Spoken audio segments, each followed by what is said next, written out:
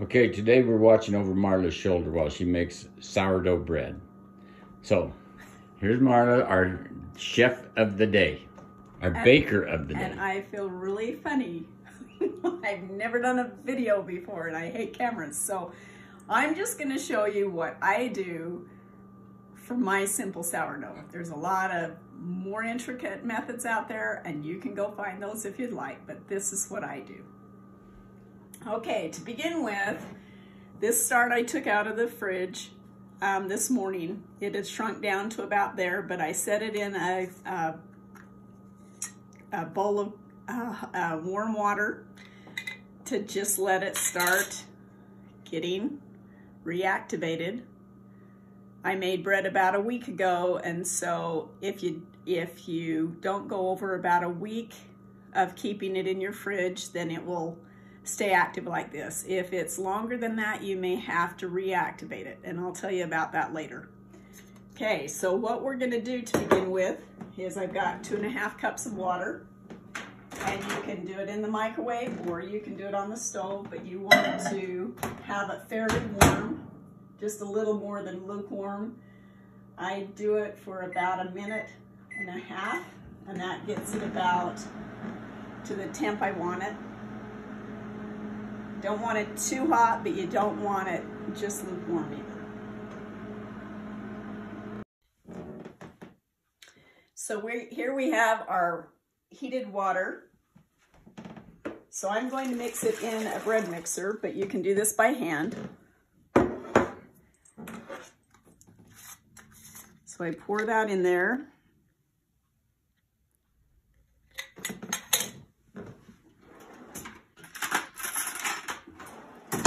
And then I take my start,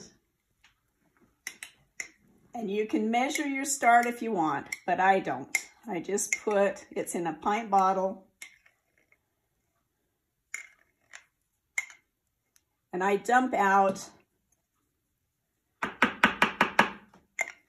most of it, but leaving some in the bottle, if you can see that. And that's going to start our next start. So approximately visually about that much you would want to leave in. That's what I got my start in, was this little cup. So you don't need any more than that for the start. So you just kind of leave it in the bottom, and when you add your flour and water to that, that's just gonna all mix in, and that will be your next start that will fill the whole bottle up. Okay. Then Steve, take a picture of what it looks like. If your start's good, it's gonna float on the water. If it sinks to the bottom, you got a problem.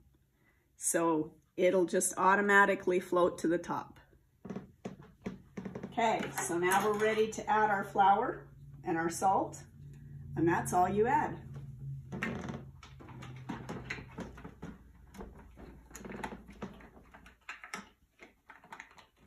So if I can get my mixer in there. Okay, so I cheat and I just dump in approximately 6 cups, or that kind of equates into about 900 grams if you want to weigh it. But since I'm using my mixer, I just dump it all in at once. If you were doing it by hand, you just gradually put it in. Is that 3? You don't need to pack the flour, just kind of level it out. Is that 5? I'm losing track while I'm... Okay.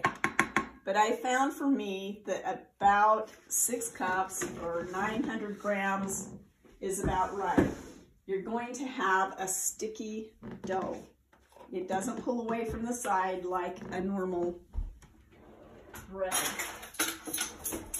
And then I add a tablespoon of salt right on top.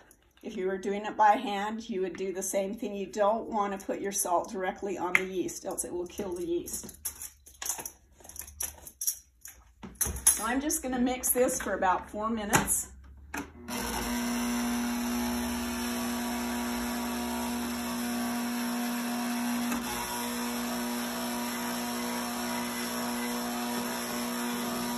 And again, it doesn't pull away from the side. When I first started doing it, I expected it to respond like regular yeast, and it doesn't. So then I would add too much flour. And you want a sticky dough. It's sticking to your hands. Okay, we're about to the end of our 4 minutes. During this time, I've taken my spatula and kind of help pull it away from the edge because it doesn't naturally do it on its own, just so that it will incorporate in. But it's still pretty sticky, as you can tell.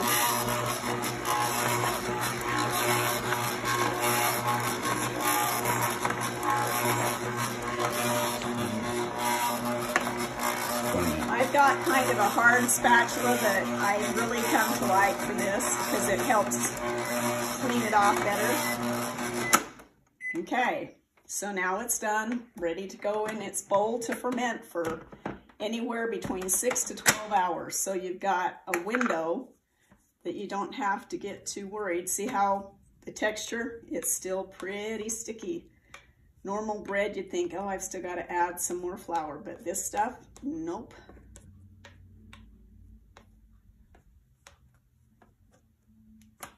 Because that kind of is taken care of in its fermenting process. So that didn't take very long. Here's your batch of flour already, or your bread all ready to just sit and ferment for the 6 to 12 hours. I usually try to go about 7. But if I go longer than that, it's no big deal. So what I do, so you can see it's still kind of a gooey, so I add, just maybe a tablespoon of olive oil or whatever oil you have in my bowl.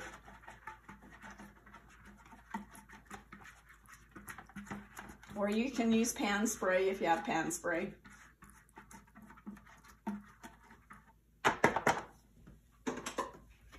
And then the process of getting it out of the bowl. So if you were doing that by hand, you'd still have about that same look and texture.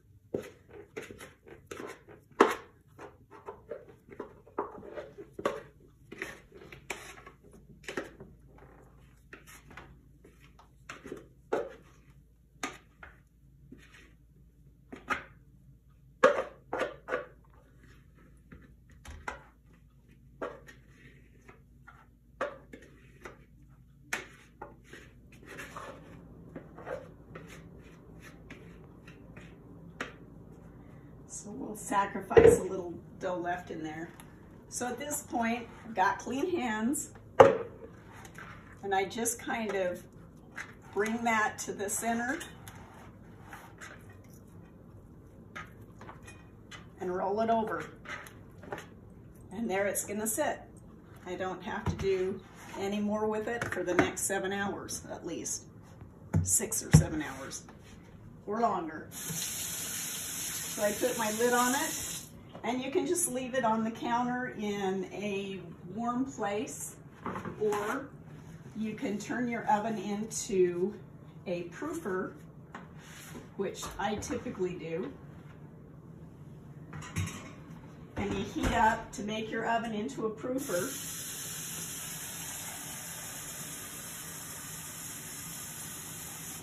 I just heat up a pan of water to boiling and put it down under on the bottom rack, and it will help proof that over the next 7 hours. And that's it. But now we're gonna show you how to do the start while that's going, because your start's gonna want about 7 hours of proofing too before you put it back into the fridge. So I do this by weight, but if you don't have a scale, so I put it on there and I tear that out so that it's at grams. I just use grams. It's a more accurate measurement. So I put in 100 grams of water, or a half a cup of water is approximately 100 grams. Oops, I've got a little bit too much.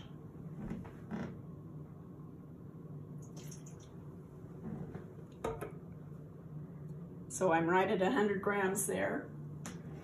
Then I add 100 grams of flour. Oops. Got to tear that out again. Shrunk down. Okay. You can just use your white spoon to... Okay. So I just tear that out to 0 again, or you got to remember you go to 200 grams total.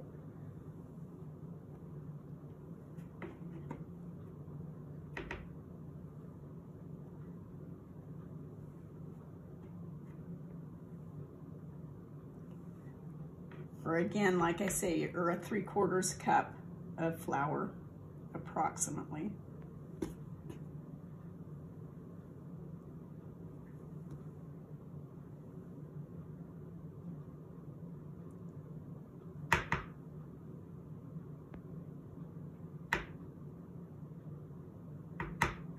Close enough.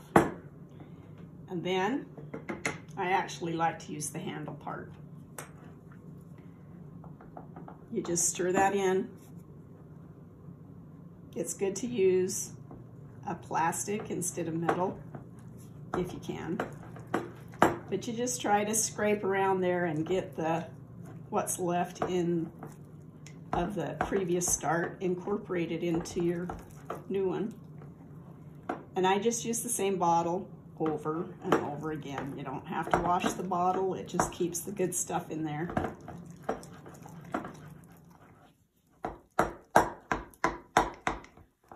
You just want to make sure you get that all stirred in good and the flour's all stirred in good with the start.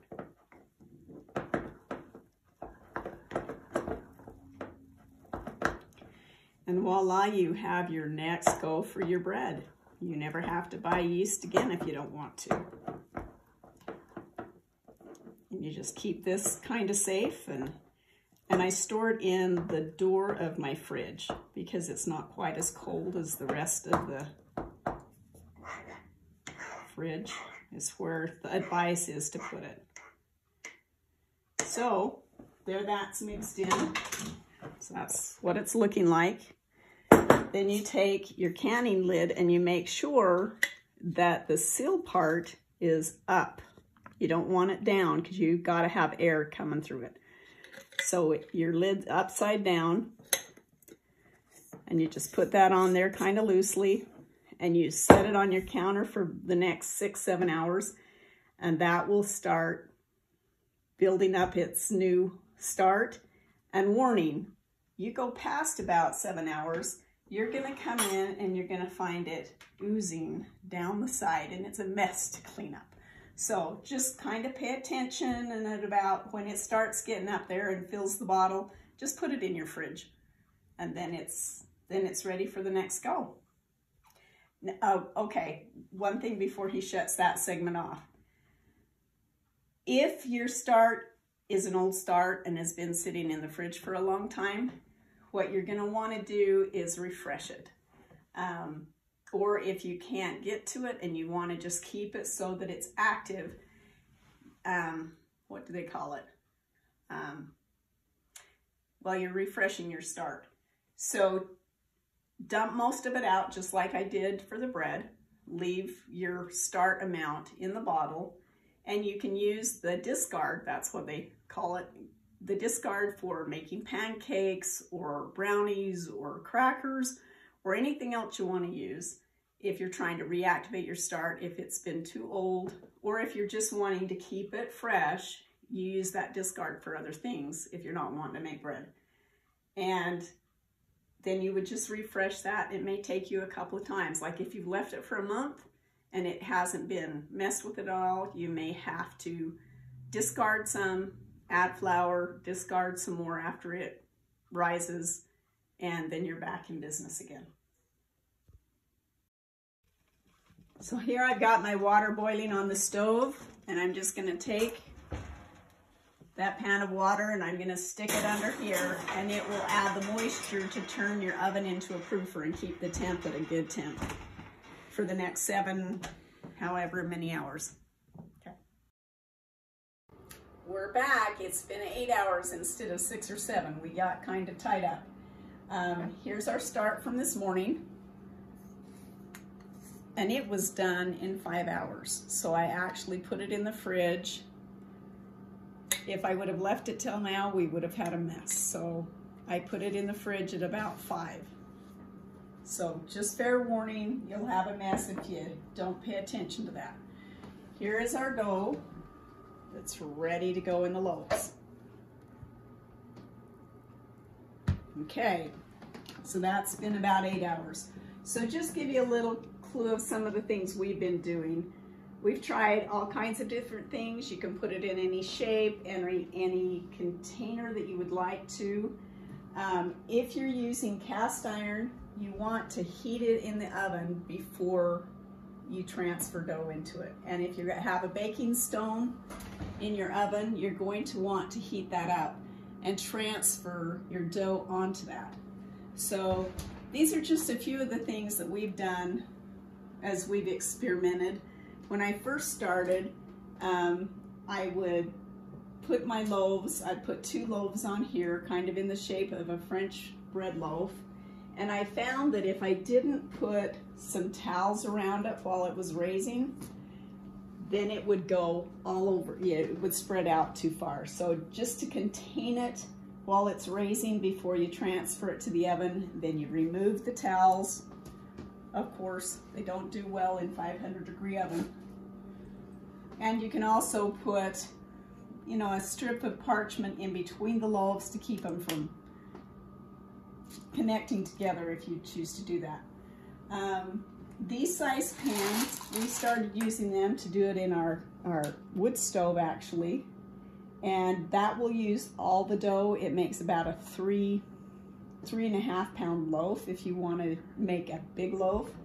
And so what I will do is put the whole loaf in there and then transfer it to this one after it's heated in the oven. I've never tried this until tonight. We're going to do this. This is a smaller cast iron pan. This bowl is about the same circumference, so I'm going to put the dough in there to form, and then I'll transfer it to that after it's heated. You can use bread pans. So to get started, you want to handle your dough as least as you can. I have learned by experience that if you handle it too much, it doesn't turn out as well. So you can use your flour. One of the recommendations is just flour your counter. But if you're concerned about the gluten in the flour and having that doesn't get much on the bread, but if you're concerned about that, I've also just put pan spray on the counter and formed the loaf there. It's a little trickier, and you want to be careful not to get the oil into the inside of the loaf, else it kind of doesn't stick together well. So tonight I'm just going to use the flour, and you just carefully dump that out. You want to again handle it as little as you can. Oh, and here's another pan that I've used. It's a French bread pan. You can get them online, or I got it at Bosch there in Orem. They're about $15 for that. So again, I'm going to handle this as little as I can.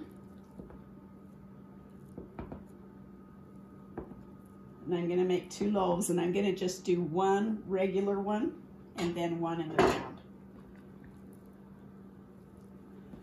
Just kind of pull that away from each other. You don't want to be kneading this a lot like you would a normal bread. But you want to bring the edges together and pinch them together. And we hope this all turns out well tonight.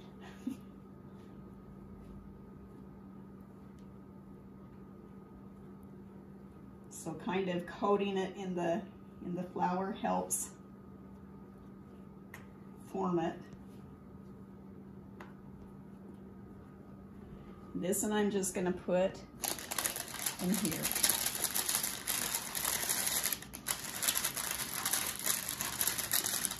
So if you handle it more than that, then it starts going a little strange.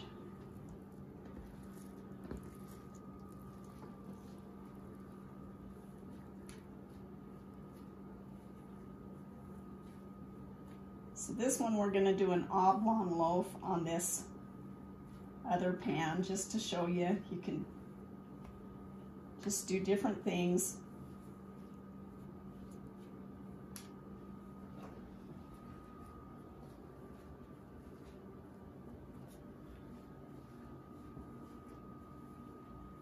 Try to get it kind of smooth. So I'm just going to form it on there. And I'm going to put a couple of towels around it to just kind of keep it from spreading out too far. So at this point, we want to heat our oven, and I found this works for me with this oven. All the recipes I've found is you want to heat your oven to 500 degrees to start with.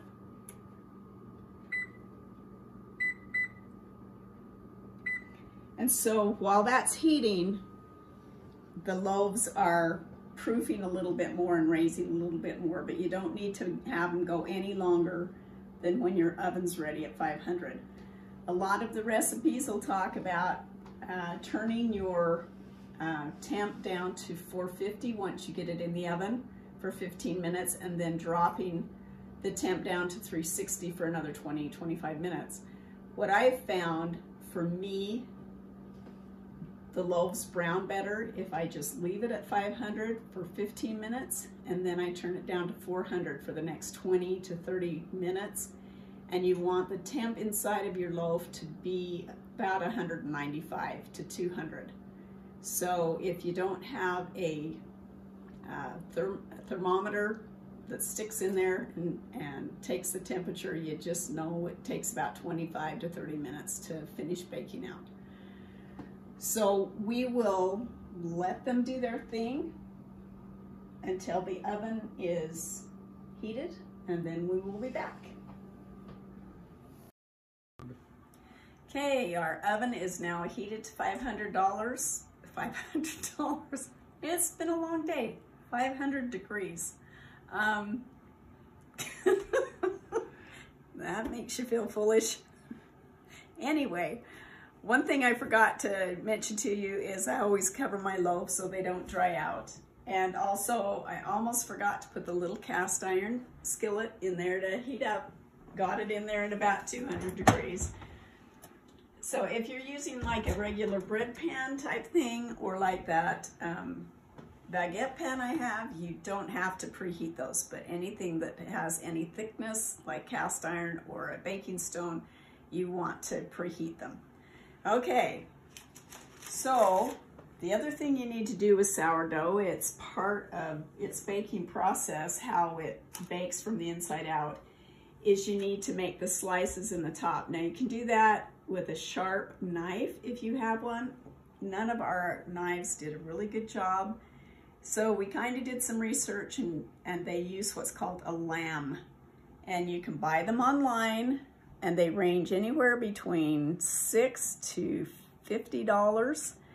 But Steve learned how to make our own. You can just go get razor blades out of the razor blade section in the men's shaving section and use a little paintbrush, and you just thread that through the holes, and it makes this nice little curved. The curve actually works better than a straight edge, which is kind of interesting. So you just make some slices. On this, I'll make 3 down through it.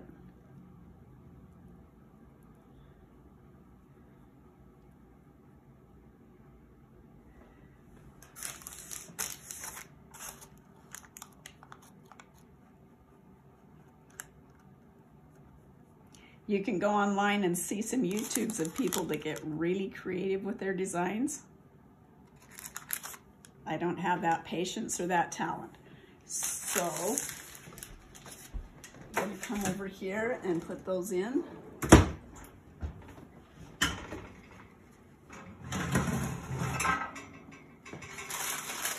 just going to carefully lift that out and keep from burning myself.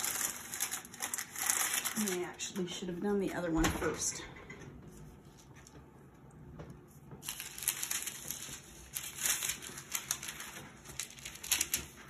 I should have actually folded that parchment in half.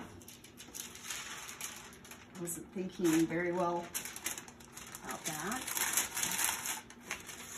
Kind of turn that over.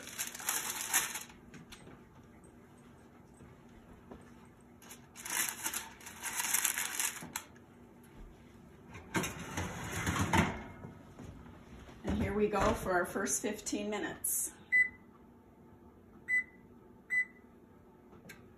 And also, I made an error. We actually try to get the temp to about 185 to 190 degrees, not the 195 to 200. Steve reminded me I was in error. Okay, we will let it bake.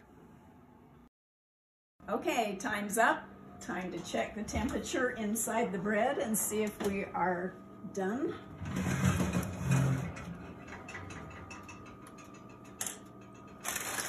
Again, if you don't have a thermometer, it's okay.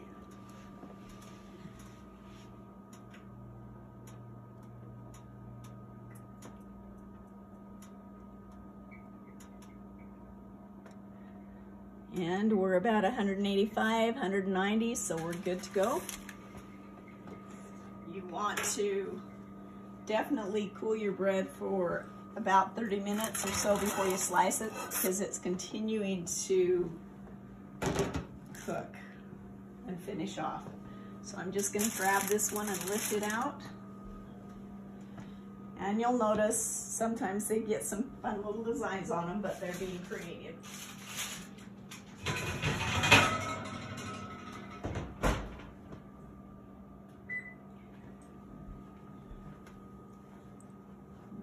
Slide this one out of this pan.